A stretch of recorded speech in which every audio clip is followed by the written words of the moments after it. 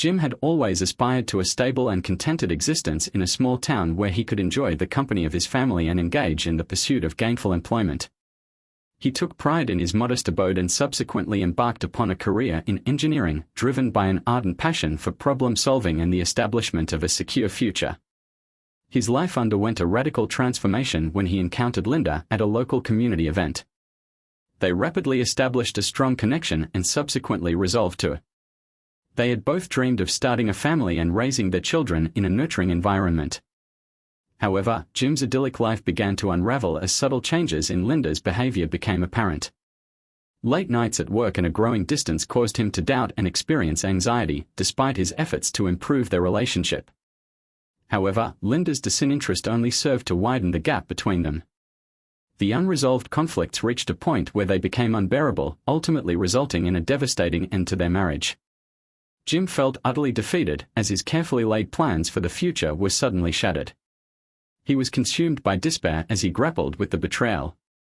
He left Morrison's restaurant and returned to the hotel, collected his belongings, but left his behind and checked out. He then returned home, where he was met with silence.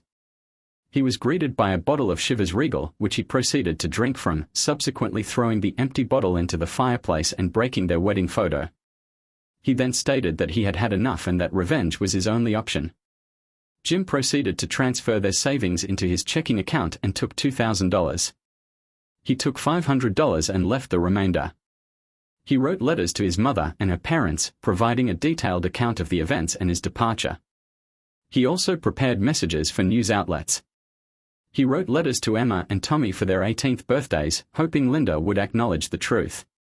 He packed a gym bag, showered, dressed, and prepared to leave. He wrote a note for Linda, stating, "Goodbye. Live without me and let it be painful." He then threw his wedding ring on the table in his office. He took his CT Python ammunition, passport, extra cash, and marriage certificate. He tore the certificate and pinned it to the wall with a knife. He proceeded to decorate the refrigerator with ketchup. He then made coffee, filled the reservoir with water, and sabotaged the refrigerator and freezer. He was satisfied with this course of action and gathered his belongings, preparing to leave his former life behind. He opened the garage door and proceeded to the weapon safe. His wife had never allowed a weapon safe in the house, deeming it both unsightly and dangerous and incompatible with the decor. He retrieved his Winchester pump-action rifle, a Weatherby 30-06 rifle, and all the ammunition he had accumulated. He then locked the safe and retrieved a sleeping bag, a two-person tent, a ground cloth, and fishing gear. He loaded everything into his vehicle. 150 secured two 5G jerry cans in the bed and closed it, reflecting on the implications of his actions for his children. He groaned and leaned on the truck, questioning the wisdom of his decision. He was unprepared for the extent of the turmoil it would cause, which would persist for years.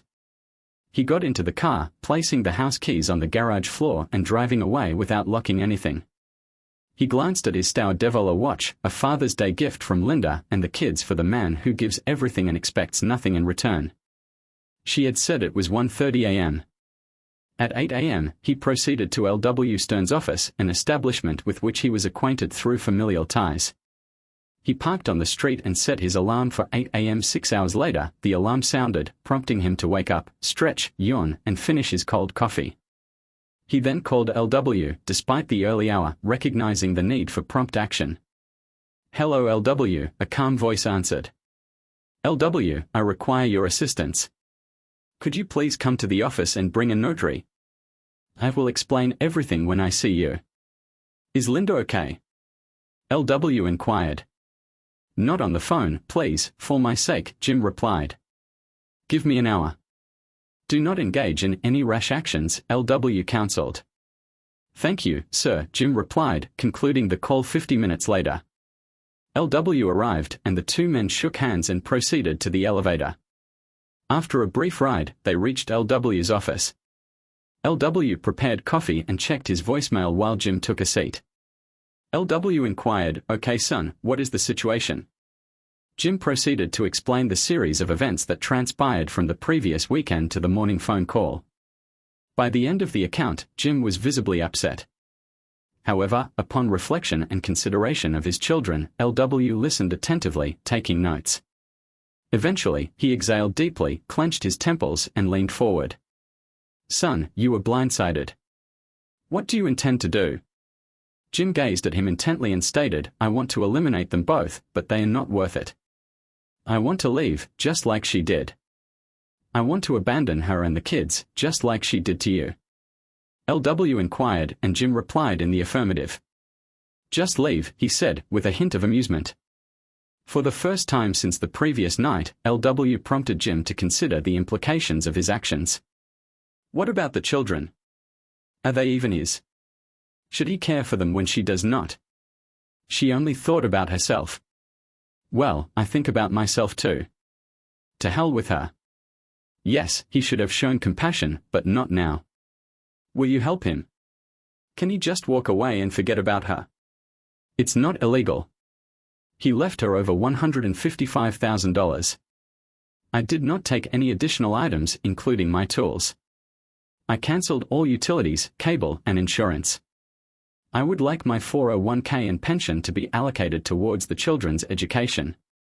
I would like to place it all in a trust for them. I will grant you power of attorney over me. Is this something we can do?" LW sighed and sat back. He had never seen anyone as destroyed as Jim, and this frightened him. More than his 2 tours in Vietnam or watching his wife die from cancer. "Yes, we can do it. She might file for divorce, but she'll have to find you. Alternatively, she may publish that you abandoned her and the children. Your children will suffer, and your mother will be devastated. Is this what you want, Jim?" His expression conveyed the answer. "This is why she is attempting to persuade me to forget the incident and to accept her assertion that it was merely a one-time occurrence with no significant meaning. However, she is ultimately responsible for the consequences of her actions. I have experienced similar consequences, and I do not want to relive that trauma. However, it seems that I am unable to escape this nightmare.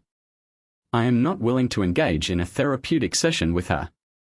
The woman simply instructed him to forgive her. She had done it, and she must accept the consequences. LW considered and realized that he could not alter Jim's perspective. Tears formed in his eyes as he listened. Jim took a deep breath and LW straightened up, picking up a pencil at that moment. Penny Wilson, his assistant and notary, walked in, witnessing the tense conversation. She hesitated, but the LW invited her in and introduced Jim, explaining that they required notarized documents. She nodded and retrieved her tablet and coffee. We proceeded to sit down and provide Penny with the necessary information. She did not express any judgment, yet it was evident that she held negative sentiments regarding the situation. We proceeded to draft the separation agreement and power of attorney for the LW. All documents were signed and notarized. Trusts were established with my mother and LW as administrators. I provided LW with the letters for my children and shook hands with everyone. Penny expressed her sorrow, and I experienced only a slight sense of sadness. My life ended a day after its actual end. I departed, and the day appeared less somber, though still cloudy and sad. However, the situation was not as dire as I had initially feared. I was unable to comprehend why I had gone to the bank, withdrawn money from my savings account, and closed it, leaving the principal in my checking account. I proceeded to my vehicle and filled the tank with gasoline, as well as 2 additional 5-gallon containers. I then visited an internet cafe, ordered coffee and a muffin, and uploaded various files to it. I proceeded to contact each individual on the list, including her parents, my mother, TV stations, and local newspapers. I then visited the NFL Players Association and cancelled all our credit cards, reporting them stolen. I finished my coffee and left. The weather began to clear up, and March in Cicero is cold, gloomy, and dark, much like my outlook on life.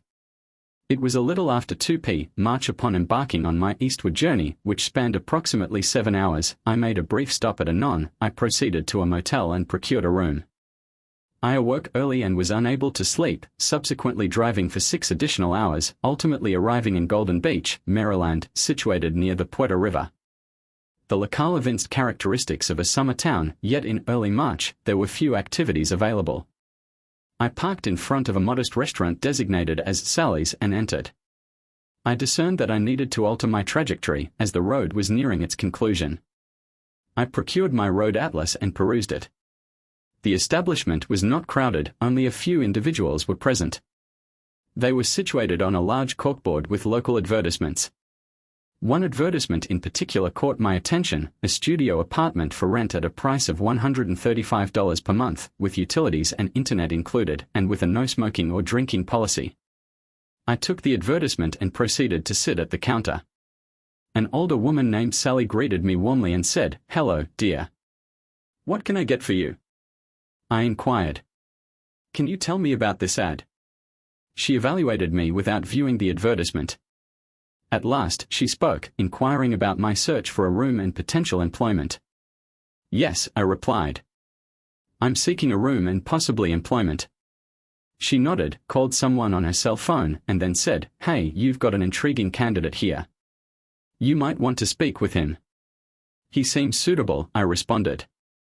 "Okay, see you soon." She then placed her phone back in her pocket. "Are you hungry? Perhaps a late lunch?" "Yes, I would like a roast beef sandwich, a salad with ranch dressing, and sweet tea."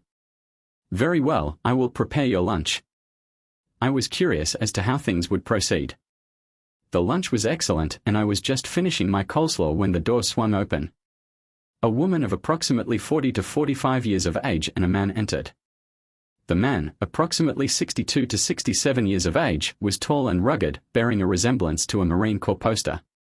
He guided the woman to a seat beside me, then sat on my other side, removing his sunglasses and cap. I requested that they take a seat, noting the empty seats and tables. These two individuals appeared to be my interviewers. The man's gaze was intense, yet I did not. The woman then spoke, saying, "Hello. I'm May, and this is my husband, Joshua." She then proceeded to study me silently. May extended her hand, and I shook it. She then asked me my name, my place of origin, and the reason for my presence there. I took out my driver's license and introduced myself, providing a brief summary of my situation without any details. May then inquired further, asking if I was married. I replied in the affirmative and was then asked if I had children. I confirmed that I did, but was evasive when asked where they were. May then asked if I knew where they were and, when I replied in the negative, stated that she was not interested in finding out. She then asked me to show her my driver's license, stating that she was not concerned with the legality of my actions, but rather with their moral implications. I reiterated that I was not concerned with these implications and suggested that she verify the information on my license herself. I would like to reconsider. If that is the case, I am leaving. I do not require this. I am a man of my word, perhaps not of honor, but I have endured too much. I stated firmly. May began to listen. "Jim, I simply desire a voice behind me that is strong and commanding." "That is sufficient," May interjected. She then turned to Joshua. His eyes had changed, he was now looking at her, not through her. May ceased speaking. And something clicked in her head. Joshua then began to speak, and I turned my attention to him. "The rent is $150 a month, payable monthly. This is the last available apartment on our property. The rent increased because spring is coming and demand will rise. I am a man of my word and honor. The rent will remain at $150 for as long as you are here. If you are interested, follow the instructions. Let us proceed to the residence. We shall conclude the transaction with a handshake." I raised my eyebrows, inquiring as to whether we should proceed with the handshake. I then asked, "Is that so? A man of his word, you say?" After a moment of consideration, he replied, "Indeed, a man of his word." I then nodded, indicating my acquiescence, and instructed Sally to prepare the bill. She handed me a slip for $512, including tax, and I placed $11 on the counter. "A generous tip," I said, "and thank you." She nodded to the cashier as she took the money. We subsequently departed, and Joshua greeted two sheriff's deputies who were on their coffee break. He indicated a black Rubicon Sahara with large tires and a winch, and informed them that he was following us. He then assisted Mai into the vehicle, smiled at her, and shut the door. He then turned to me, his expression serious again, climbed into the car, and drove off.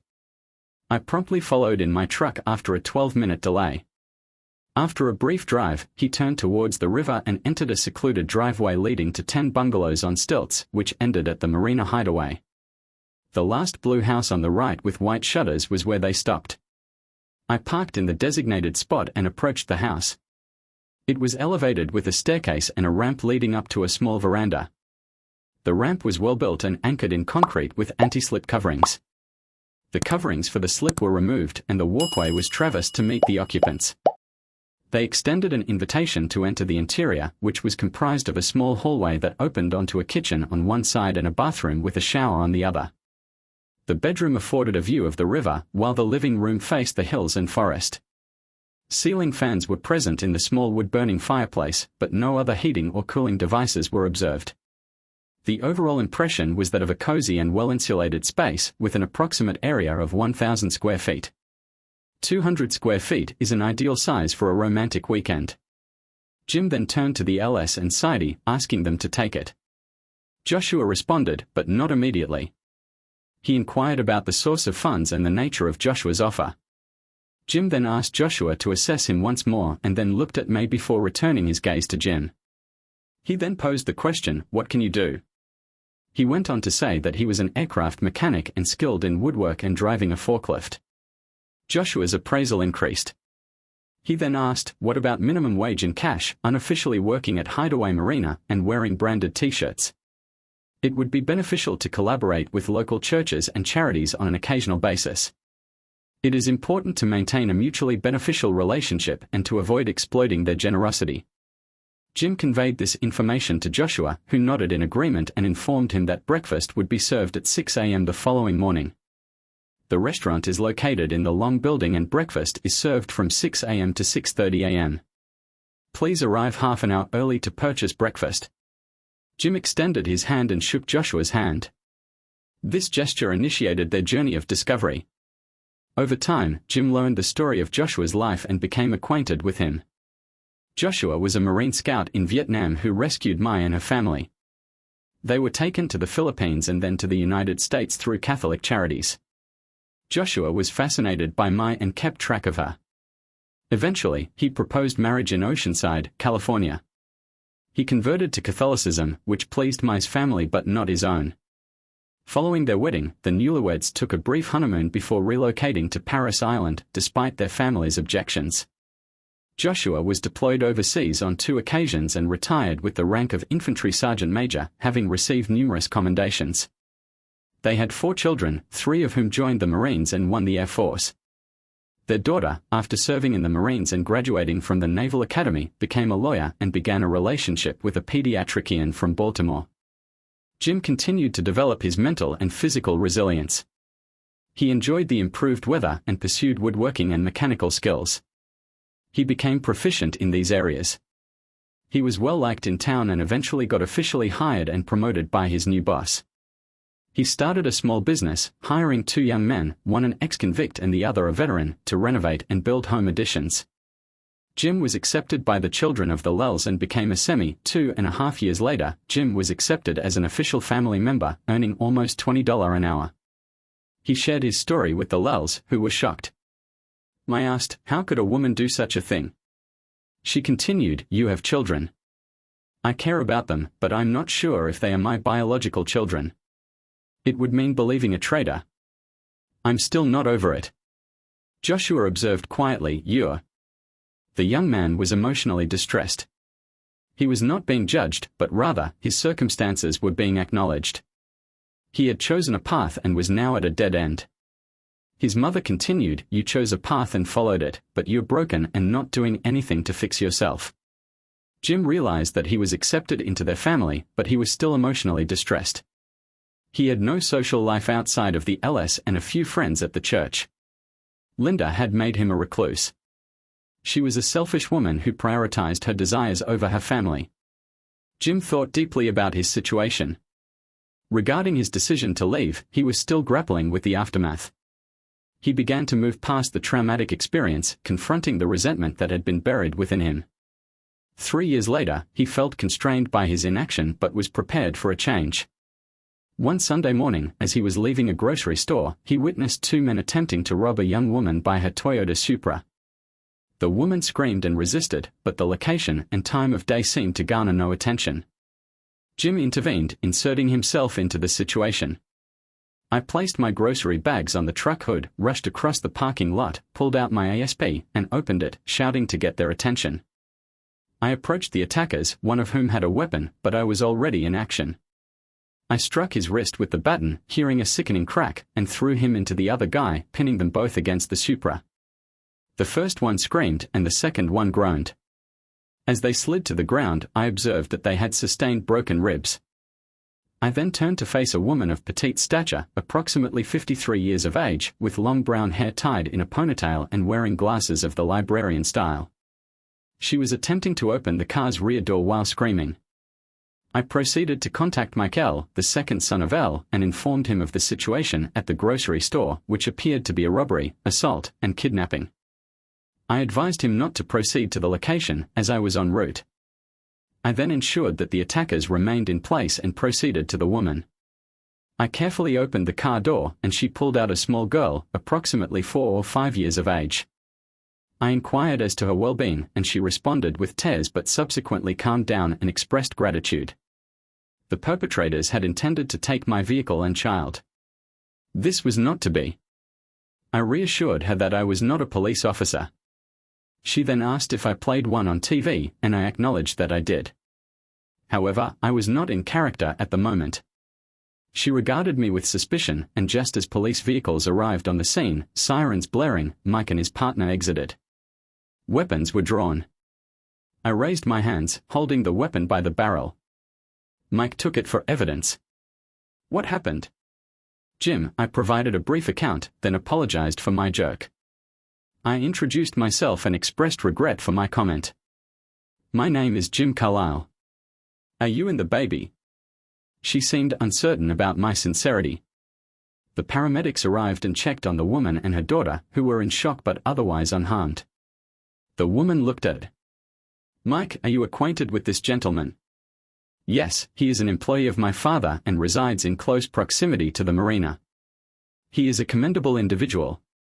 She then turned to me and expressed her gratitude once more. My name is Emma Lindell, she said. I was taken aback, contemplating my daughter. Mike, seemingly unaware of the resemblance in our names, inquired, Emma, is Linda all right? I was momentarily disoriented and inadvertently struck her vehicle. Mike provided support and then urged me to regain my composure. Pull yourself together, Jim. These are not your daughters, he explained to Emma.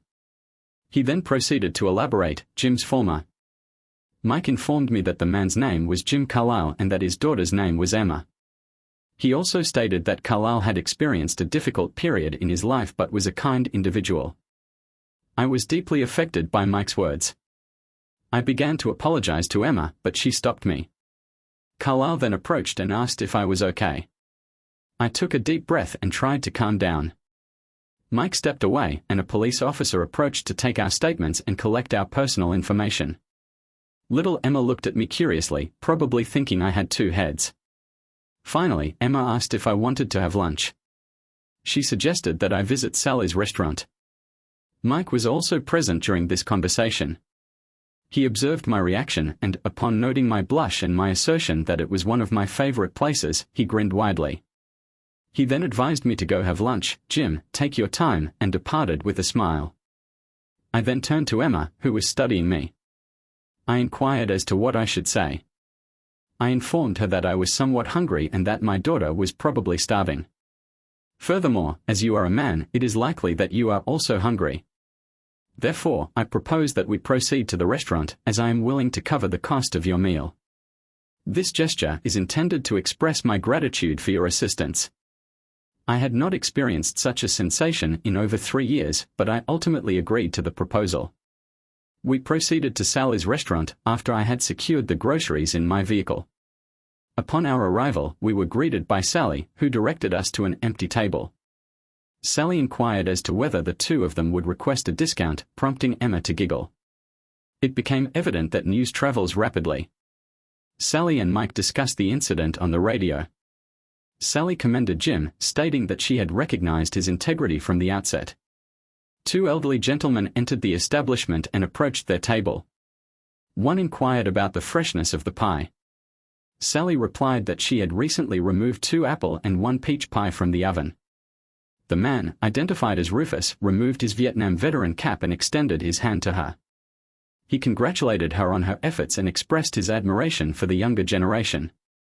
I proceeded to shake his hand, which was warm and welcoming. The second man also shook my hand, commending Joshua's character. They nodded to Emma and her daughter, briefly smiling, and then proceeded to the counter.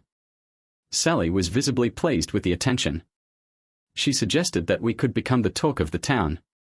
Emma laughed and suggested that we could get dinner. I was embarrassed and apologized. Sally suggested grilled chicken, fries, spinach, and a side salad, which was the Tuesday special, despite the fact that it was after 2 o'clock. The cost was $30. Emma concurred, adding macaroni and cheese and nuggets for her daughter. It was the first occasion on which I observed the child smile. Sally excused herself to place our order, and Emma continued. She disclosed that Mike's sister and his wife had been attempting to facilitate a romantic relationship between us with the hope of assisting my recovery. However, Emma was solely focused on her child and not interested in a romantic relationship. I am 29 years of age, divorced for 3 years, and my abusive husband died in prison last year. I was one of Mike's sisters. In the initial cases following the opening of her practice, she elaborated, lowering her voice to avoid upsetting her daughter. I am an accountant, licensed in estate planning and certified in investments. I oversee a small company with my best friend and a notary secretary, which has thrived for over 3 years. I was taken aback when those thugs attempted to rob or kidnap us. Emma began to cry as the adrenaline wore off and the reality of the situation set in. I walked around, crouched down, and hugged her. Her daughter, Linda, began to cry as well, so I embraced her as well, for the first time in over 3 years. I felt a sense of normalcy and wholeness, despite the initial shock. I gazed at the sweet woman and the sobbing child in our embrace, reluctant for it to end. Sally approached, visibly concerned for the first time in 3 years. She was not smiling, and she placed iced tea and apple juice on the table as I attempted to explain. However, Emma interrupted, stating that it was an emotional outburst due to the day's events. Sally acquiesced, and I resumed my seat, moving closer to Emma and her daughter. Sally winked as she departed. I adjusted my attire, took a sip of iced tea, and regarded Emma. My apologies for my initial reaction. Your introduction of yourself and your daughter, whose names coincidentally mirror those of my wife and daughters, momentarily disoriented me. I offer my sincerest regrets for this misstep. I proceeded to recount the details of my narrative, omitting the more graphic elements, but emphasizing that Linda had indeed engaged in infidelity and subsequent abandonment. I clarified that I was not. I was proud of my actions but saw no other way out. I considered whether I could have done things differently, but it is unlikely that my approach would have changed the outcome. As I spoke, I felt a burden lift. Emma listened carefully, her eyes widening and hardening as she processed my story. She was a neutral party, which helped. She seemed to understand my devastation and the steps I took afterward. Emma then said, "I'm not like your Linda." She went on to say that she understood what I had been through but that I needed to recover trust. She said, "I know. I had previously experienced a comparable situation. It is possible that we may encounter each other again at some point in the future." The meal arrived and we proceeded to engage in conversation about life in Golden Beach. Emma had resided in the area for over 4 years following the arrest of her husband. Her daughter, Linda, was approximately 5 years of age at the time. We concluded our meal and Emma expressed her gratitude once more, collecting her belongings. She shook my hand, holding it for a moment longer than was customary, and then departed, leaving me with the bill. I smiled, and Sally approached, smiling. She advised me not to ruin. It is worth noting that Emma is a remarkable individual, and the time spent waiting for her was worthwhile. I paid the bill and returned home, feeling an improvement in my well-being that I had not experienced in a long time. In the weeks that followed, I encountered Emma on several occasions, even extending an invitation to her and Linda for an ice cream treat. I was progressing towards a state of normalcy. The following morning, I arrived at the breakfast gathering at the Marina restaurant, where we launched and serviced 2 small boats on Thursday. I was informed about a barbecue at the LS house on Friday, and I was made aware that my presence would be appreciated. It appeared that I was informed that a barbecue would be held on Friday. It was fortuitous that it was not a Lenten observance. I decided to take a nap on Saturday after a night of drinking on Friday. This would have been an excellent plan had I known then what I know now. I woke up, had breakfast, and prepared for the day. The families who owned the boats arrived, and I showed them the work we had done, explained our hours, the fuel station, and more. These were weekend regulars, but not low locals. After everything was settled, I left work, cleaned up, and changed into a clean t-shirt. I changed into a clean t-shirt and jeans and proceeded to the LS residence for the barbecue. The LEL home was a spacious log-style ranch with a wraparound deck, patio, jacuzzi, pool, fire pit, and smoking barbecue. Upon my arrival, Mike greeted me with a hug and kiss on the cheek, then initiated me into the typical activities of the gathering. A family gathering of children and spouses ensued, during which my daughter Angelina singled me out. She was a prominent attorney, a Marine veteran, and a close acquaintance of a young doctor named Jim. "How are you? I've only met you a few times in the last 3 years, but I've heard I would like to discuss some positive aspects of your character. Would you be amenable to a conversation on the matter?" she inquired. "I am uncertain as to whether this is a suitable topic for discussion," I replied, somewhat taken aback. "I understand," she responded, her demeanor indicating understanding and acceptance of my reservations. We were joined by Mike and his wife, Camille, who offered a reassuring smile in response to my evident discomfort and nervousness. They proceeded to lead me to a small table situated beneath a shady tree. Once seated, I was greeted with hugs, handshakes, and a bottle of Budweiser. "Why do women always choose wine?" Mike quipped, handing me the beer. "It's a long story," I replied, taking a sip. "I was given a mission about 1.5 years ago," Angelina began. "You're a Marine?" I interjected, curious about the specifics of her assignment. I thought, looking for Joshua, who was talking to Emma and occasionally glancing at me. "Listen carefully, soldier." Angelina continued, "I was tasked with finding out your situation. I contacted your lawyer, Lavard Stearns.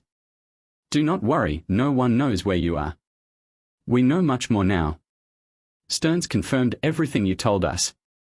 He never asked where you were or if you were coming back. I also asked about the situation back in Cicero, Illinois. I am the only one who knows about this. Even my parents do not know yet." Her friend Robert approached, kissed her on the head, and inquired about her well-being. Angelina replied with a smile and informed him that she was just beginning her report. Robert smiled and departed. Angelina then turned back to me, reiterating that she was the sole individual privy to this information. She vowed to divulge the details here, emphasizing that we were all family and that, regardless of personal sentiments, I was also a part of this extended network. My stomach churned and I struggled to breathe. Mike stood up, advised me to consume alcohol, and procured 2 additional Budweisers and a bottle of iced tea. "I believe you have imbibed sufficient quantities of alcohol. It is imperative to remain hydrated. I have not yet heard the story in its entirety," he said, grinning. "I need to know how severe the situation can be. I am not currently incarcerated, so let us ascertain the facts." I said, turning to Angelina, that she was smiling, evidently enjoying herself, when she returned home. She had planned to make you regret leaving and hoped to win you back. She panicked and called for emergency assistance, thinking you had eliminated yourself. She kept screaming about the smell. The police instructed her to wait for help, but she hung up and called her parents. When the police arrived, they found her screaming about blood and the smell. They placed her in a squad car while they investigated. Approximately 20 minutes later, they emerged visibly disgusted, with one officer taping the door shut. Angie was delighted, barely containing her laughter. "Jim, you truly surpassed yourself." The police were annoyed and perplexed, and her parents arrived, marking the beginning of a chaotic series of events. Your emails and messages proliferated, and they were inundated with calls. News crews began arriving, and the situation rapidly escalated. Mike, Camille, and I observed the unfolding drama with astonishment. Mike managed to express a sense of awe, while Angie continued. The police reprimanded her for wasting their time and departed, leaving her parents and taking her inside. They opened the windows to air out the place and scolded her for the untidiness. They were able to ascertain the entire story from her. Her mother was shocked, while her father was enraged at both of you. He eventually advised her to file for divorce. She delayed for months, spent the money you left, and finally, 2 years later, the divorce was finalized. You have been free for 6 months. She is drowned in debt, lost the house, her job, and started drinking. Her parents have custody of the kids. She sees them often, but Linda doesn't. Last week, she went into rehab.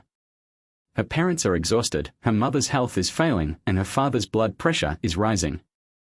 The mood grew somber. Joshua and Ma joined us, and Joshua continued, "Your family knows everything now. Ma and I don't know much. It's up to you to decide what to share." His emphasis was clear, "It's up to you. You've put this off long enough. Others are involved, and some want to be involved." Emma joined us, standing nearby. I wondered how they hadn't found me. I have registered my vehicle, changed my driver's license, and am currently employed here. I even paid my taxes last year. Mike blushed.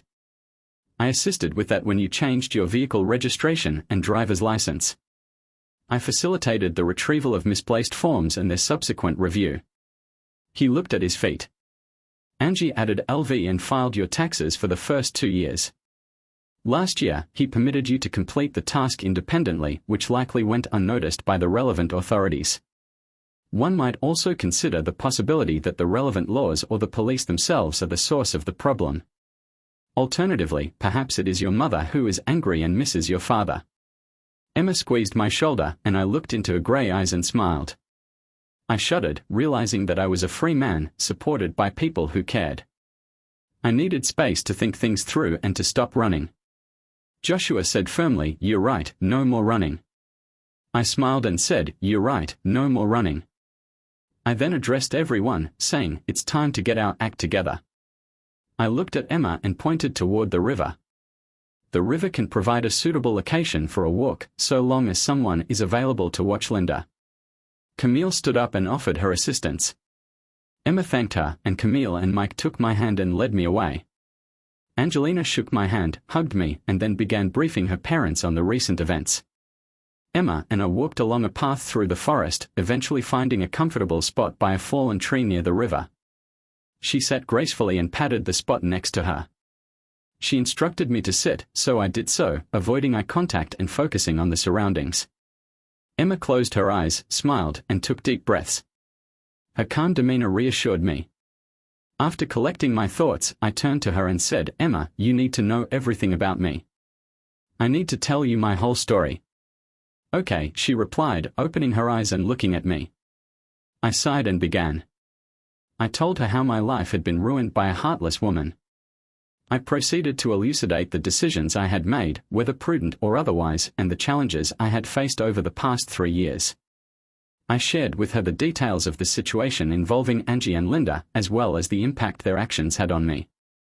I also discussed how their presence had helped me when I had finished. I was on edge, unsure of my plan.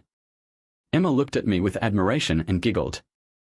"If I am not mistaken, you wish to make me an honest woman. You have demonstrated nothing but honor. I am impressed by your determination and character," she said, glowing with admiration and a hint of passion. I was somewhat shocked and embarrassed, but I took her hands in mine.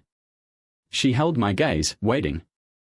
I swallowed and began, "I would like to request that Angelina contact LW in Illinois to inquire about the possibility of obtaining custody of my children, given her circumstances.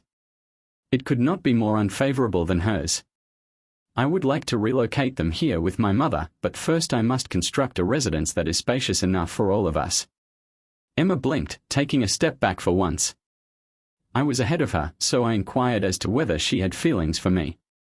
I replied in the affirmative, stating that I believe so and that Linda and I can be part of her family. She continued, asking if I was sure.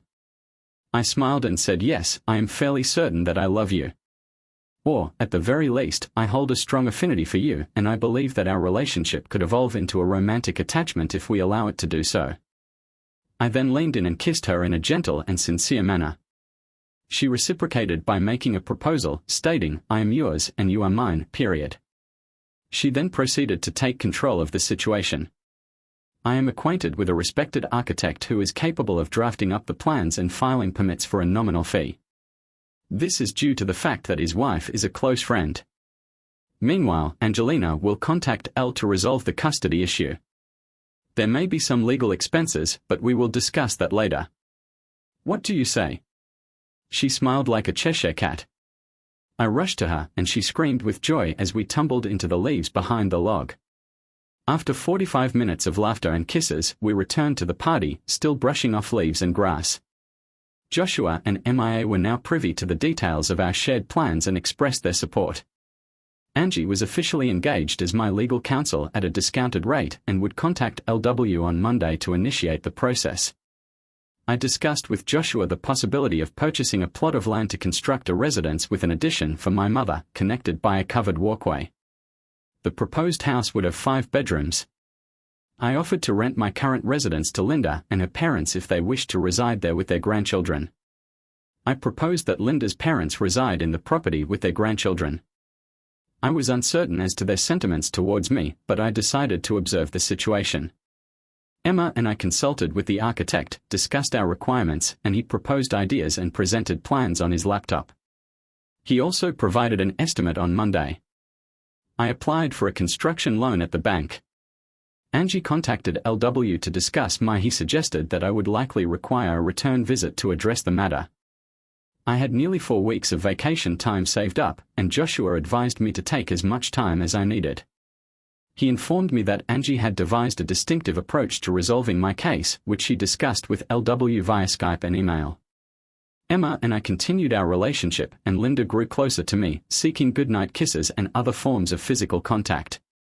Hugs her mother, and I grew closer to her as well, though not physically yet. At what point do you plan to propose to my mother? I believe you would make an excellent father figure for my child. Linda inquired, surprising me. The court case was not as adverse as I had anticipated. I had not engaged in any illegal activities, merely those that were questionable. Her parents expressed support for my plans when LV and Angie informed them about my proposal to move in. The parties were eager to engage in dialogue and express remorse. The situation proceeded in a positive manner, with my small business, which had previously undertaken a limited range of tasks, expanding to 2 teams. My home became a source of pride within 2 months, with the structure being completed and Emma, Linda, May, Angelina, Camila, and Sally assisting with the interior decoration. A court date for family court was set. However, Linda experienced difficulties following her rehabilitation, and LV proceeded to sell the house before the aforementioned court date. The property was subsequently auctioned. I packed my truck, kissed Emma goodbye, embraced the others, and proceeded to Cicero. Angie stated that she would arrive promptly for the trial. Upon returning home after nearly 4 years, I was struck by a peculiar sensation. My neighborhood appeared to have undergone minimal changes, yet my house exuded neglect. The grass was overgrown, the paths were untidy, one garage door was damaged, another was painted, and a window was covered with plywood. I drove by slowly on my way to my mother's apartment, eager to see her and apologize for the concerns I had caused. My mother met me at the door as I carried my bag in. She embraced me, kissing my cheek, and I could feel her tears on my skin, which made me feel guilty. I apologized, but her smile made everything better. She led me inside and took my things to the guest room. Furthermore, she provided coffee and suggested that we could converse once LV arrived. She expressed a desire to embrace me. 2 hours later, LV and Penny Wilson arrived. LV embraced my mother and introduced me to Penny. We proceeded to discuss the matter at hand. Angie was scheduled to arrive on Friday, and the trial was set to commence on Monday. LV stated that the judge was meticulous but impartial. He disapproved of betrayal but also disapproved of fathers who abandoned their families. He discussed the likely tactics of Linda's lawyer and their probable approach, which included the possibility of no custody, no child support, and no spousal support. LV was confident, though I felt that they were withholding information. On Friday, I drove to O'Hare to meet Angie, who greeted me with a smile. I teased her, and she laughed, which made me realize how much I had missed moments like this. We went to my mother's house, and Angie the following day, we proceeded to L's office, where we met with him and Penny. After coffee, we conducted a comprehensive review of the case. Despite her initial concerns about the lack of certain information, Angie updated us on her findings. The attorneys reassured me that everything was in order and that I was well prepared for the trial, which was scheduled to begin on Monday. Despite feeling nervous, I remained optimistic, and I made a commitment to attend church on Sunday night. I was unable to obtain sufficient restorative sleep, instead engaging in prayer and worry until I eventually dozed off. I arose at an early hour, attended morning mass, and spent the day reflecting and praying. I returned home to a concerned mother and reassured her that I simply required time to myself. I felt more at ease after a simple dinner. I retired for the evening feeling as prepared as possible. Monday arrived cool and clear, and the trial was scheduled to commence at 9 o'clock. The trial was scheduled to commence at 9 a.m. I arrived at the designated time and located room 319, where I greeted LV, Angie and Penny. I then observed Linda, who appeared fatigued and worn out. Accompanied by 2 lawyers and our daughters Dee and Jane, she initially did not acknowledge my presence. However, she eventually noticed our group. Her appearance was notably poor, exhibiting signs of malnutrition and wrinkles, and her makeup did not improve her condition. I felt I was aware that I was in a favorable position as a result of years of dedicated effort and a healthy lifestyle. She attempted to approach me, but her companions restrained her and led her into the courtroom. Angie approached me. She appeared to be in a poor state of health. I replied that it was regrettable. My response surprised Angie, but she eventually, as we were about to enter, the elevator doors opened once more, and there stood my mother and Linda's parents. They proceeded to approach us, with my mother first offering a hug, followed by Linda's mother. Then, Linda's father extended his hand in greeting. I was momentarily taken aback, but then I replied, "Linda just went in." My mother's mother made my day by saying, "That's commendable, but we are here to support you," her father added. "You have had your opportunity, and now it is your turn to take the stage. I advise you to be polite." I gave him a perfunctory hug and thanked him. "I will do my best, Dad," I replied. We proceeded into the courtroom and took our seats at the plaintiff's table. Linda's parents sat behind me, accompanied by a few other individuals, including 2 reporters who appeared to be bored. The reporters observed that Linda's companions exchanged glances with us. At 5 feet 9 inches, the BFF announced, "Here, here. All rise for the Honorable Thomas Kincaid, Family Court Judge. The court is now in session. Case 213, James A. Carlisle vs. Linda Kramer, for the custody of 2 minors, Emma Louise Carlisle, age 12, and Thomas James Carlisle, age 9. Child and spousal support are also in question. Please sit down," the judge instructed. He then took his seat, struck the gavel once, and thanked the court. He then inquired as to the presence of interested parties. Linda's lawyer stood up and said, "Linda Kramer, defendant, Your Honor. I'm John Schultz, representing Miss Kramer." Louis W. Stearns stood up and said, "Louis W. Stearns, for the plaintiff, James Carlisle, Your Honor." The judge then looked at Linda and said, "This seems straightforward, Kramer. You are the ex-wife of the plaintiff. The husband is seeking custody of the 2 children and is requesting that they be relocated out of state. Is this accurate, Linda?" She replied in the affirmative, stating that the father believes she is an unfit mother and intends to remove the children from her care. The judge inquired whether the 2 were divorced. Linda confirmed that they were. The judge then inquired as to the reason for the dissolution of the marriage. Linda was so distressed that she was on the verge of jumping out of her seat, but LV firmly grasped her hand and whispered, "Not yet." Linda was overcome with emotion and began to sob. They were celebrating with friends at Morrison's when Jim and Linda had a heated argument. LV immediately stood and stated, "Objection, Your Honor." "On what basis?" LV responded. "Miss Kramer is lying." He stood up and said, "Your Honor, there's no need to attack my client's reputation. This is irrelevant."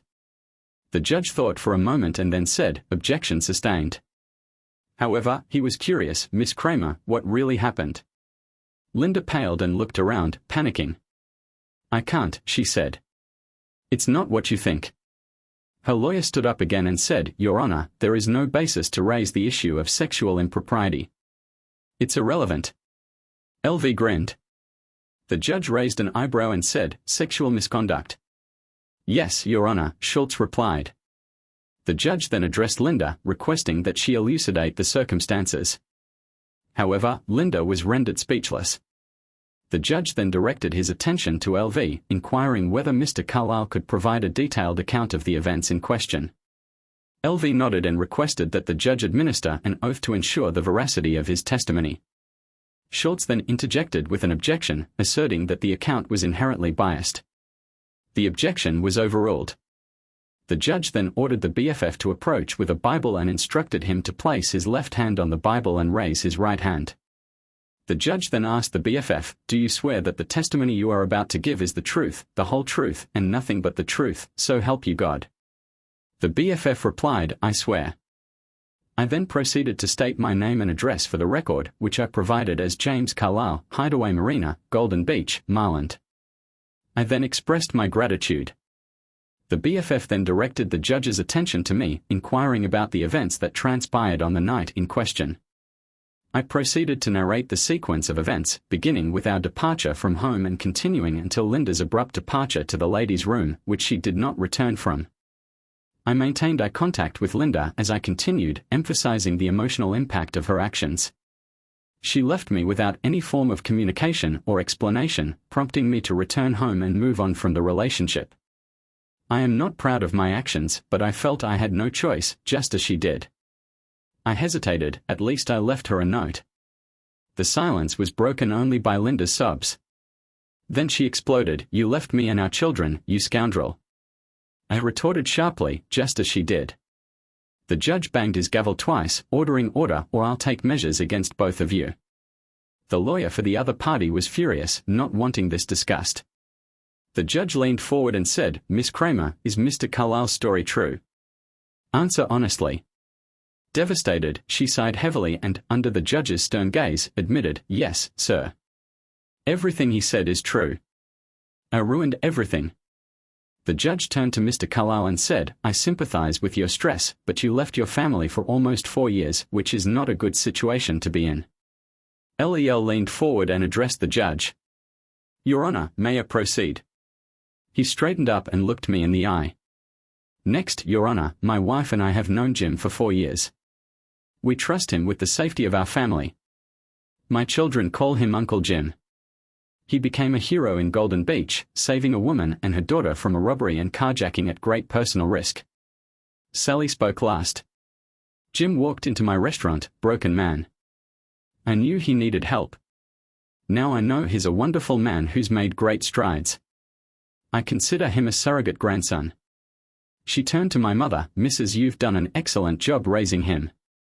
Angie continued as the courtroom doors opened and one more individual requested the opportunity to speak. Emma Lindell proceeded to the front of the room and stood before the judge. She addressed the judge, stating, "Your Honor, may I speak for this man?" Lindell's complexion suddenly pale, she glared at Emma. "Yes, please," the judge said. "Who are you?" "I am the woman James saved from muggers in Golden Beach, Maryland," Lindell replied. "My daughter Linda and I." The judge struck his gavel once to restore order.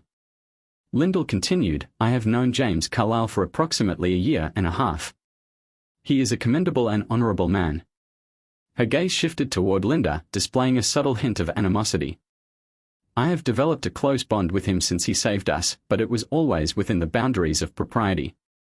I must admit that I desired a deeper connection, but until recently, he still believed he was married, although his wife appeared to have a different understanding." Linda expressed her frustration in a low voice, making disparaging remarks to her lawyer and threatening to disrupt the proceedings. The judge struck the gavel once and advised Mr. Schultz to calm his client.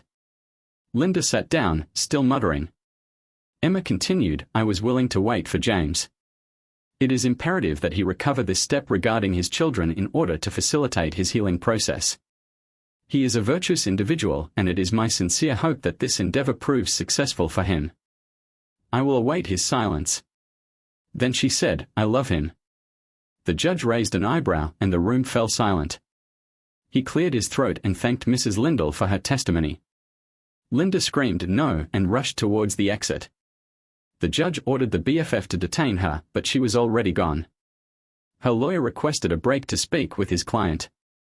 The judge announced a 2-hour recess. The session would resume at 2 p.m., following a 1-hour lunch break. Please refer to page PM.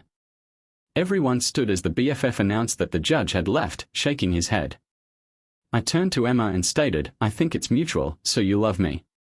She was trembling, but she managed to mutter, "Come on, you know I love you too." She smiled and blushed as she added, "Well, now I'm sure." I took her hands and kissed her lightly, and our friends and families smiled and laughed at our display. We proceeded to a steakhouse for lunch. My lawyers were in high spirits, especially Angie, who was pleased with her performance. LV informed her that if she ever got tired of Maryland, she could join his firm at 1. Upon returning to the courtroom, we discovered that the defense team was in a state of disarray.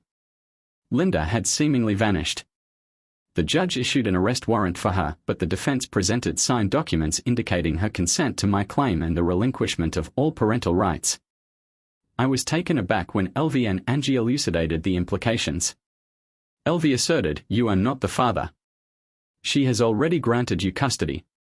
This is Angie placed her hand on my shoulder and said, "Jim, accept the situation and move on. You don't have to run." She didn't ask for anything, it was all over. At 1, but at what cost? I still had to pick up my children from school. They were unaware of the situation, but that would soon change. 2 reporters, one from the Cicero newspaper and one from the Chicago Sun-Times, attempted to speak with my former spouse.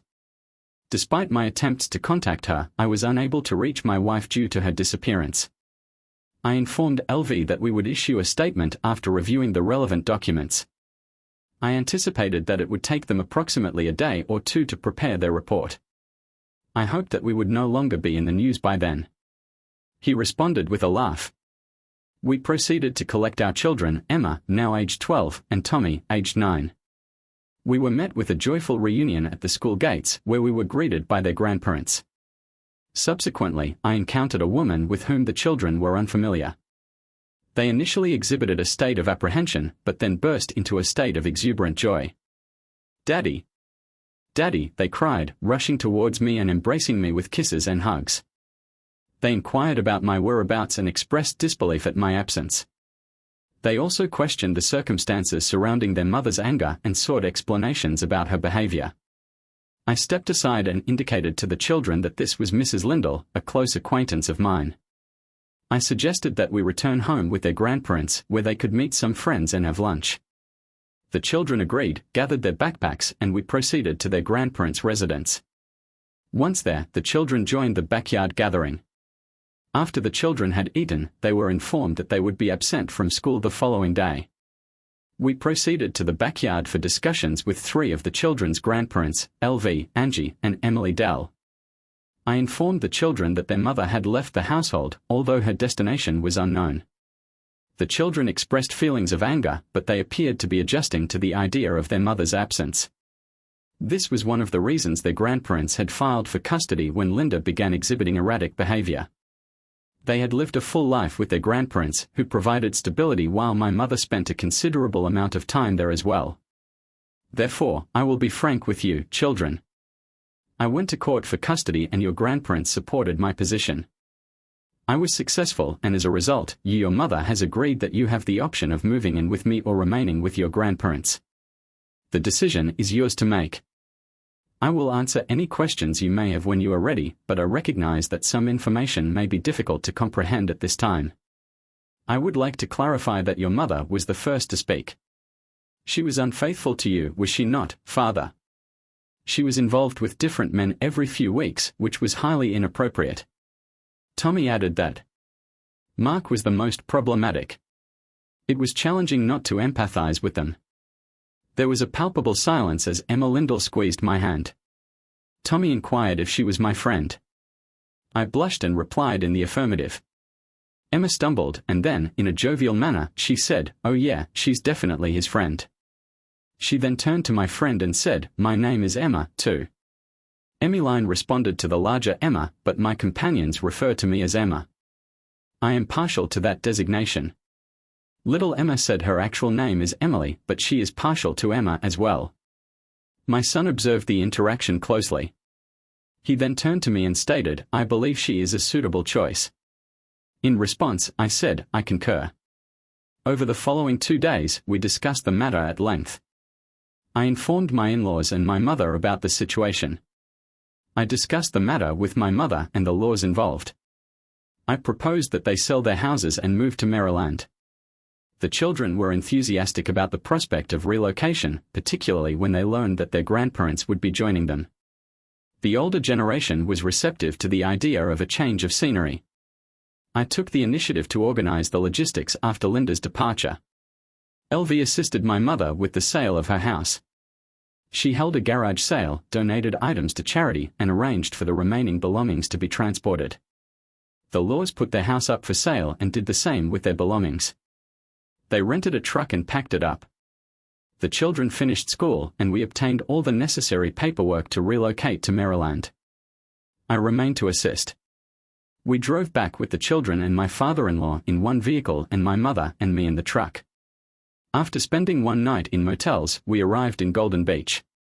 Camila arranged for therapists at the school, but the children appeared to be adjusting well. We introduced everyone to our new residence.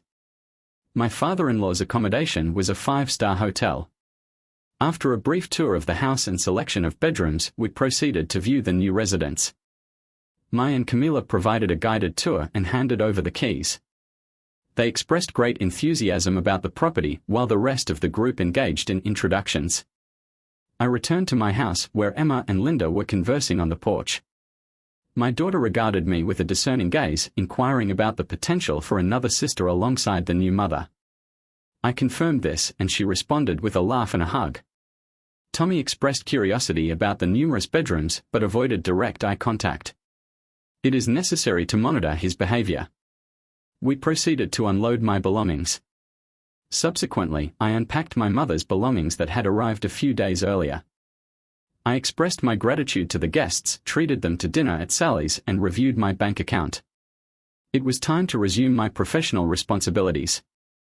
I adjusted to the new circumstances and our family adapted. Tommy and I grew closer, bonding over our differing perspectives. The children performed well in school and were prepared to begin the next academic year. Emma and I were married in August. A small ceremony was held, and the newlyweds honeymooned in New Orleans. While I was rebuilding my business, we mostly enjoyed the hotel room and restaurants that remained open despite the weather. Linda, with the help of friends, family, and a loving new wife, rebuilt her life. Her rebuilt mine as well. I am happy with my decision, which I believe was the best possible choice at the time. I consider myself fortunate.